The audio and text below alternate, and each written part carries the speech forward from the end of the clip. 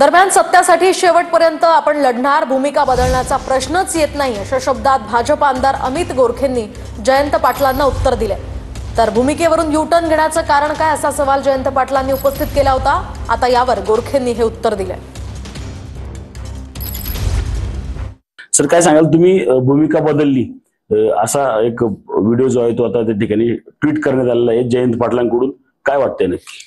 जयंत पाटील हे सिनियर नेते आहेत आणि कोण भूमिका बदलणार आहे ते थोड्या दिवसात मला वाटतं कळेल, कारण जयंत पाटलांच्या अनेक बातम्या आम्ही भूमिका बदलण्याविषयीच्या ऐकतोय आणि मी तर लहानपणापासून भारतीय जनता पार्टीचा कार्यकर्ता आहे आणि अजन्म त्याच पार्टीत मी 100% राहील आणि या विषयात भूमिका बदलण्याचा विषय नाही, कारण हा विषयच खऱ्या अर्थानं सगळ्यांसमोर आणण्याचं मी काम केलंय आणि त्या मातेला जोपर्यंत नाही मिळत नाही, भिसे कुटुंबियाला जोपर्यंत नाही मिळत नाही तोपर्यंत माझी भूमिका ठाम असेल। माझी भूमिका हीच आहे की आज तिथलं जे प्रशासन आहे, डॉक्टर आहेत, त्यांनी ज्या पद्धतीने ही केस हँडल केली त्या चुकीच्या सगळ्या डॉक्टर्सवर खऱ्या अर्थानं गुन्हा दाखल झाला पाहिजे आणि त्याचबरोबर प्रायश्चित म्हणून दीनानाथ हॉस्पिटल यांनी त्या मुलींचं दायित्व घेतलं पाहिजे, ही पहिल्यापासूनची माझी भूमिका आहे।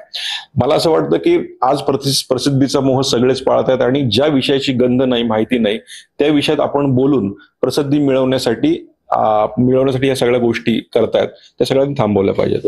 आपण पाहिलं तर 2 अहवाल जे आहेत ते राज्यशास्त्री झाले आहेत, एक अहवाला वेळ का लागतो इतका?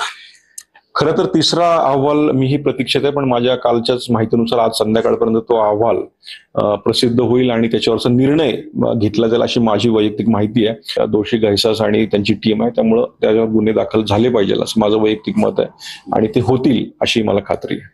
रणजित जाधव, TV9 मराठी, पिंपरी चिंचवड।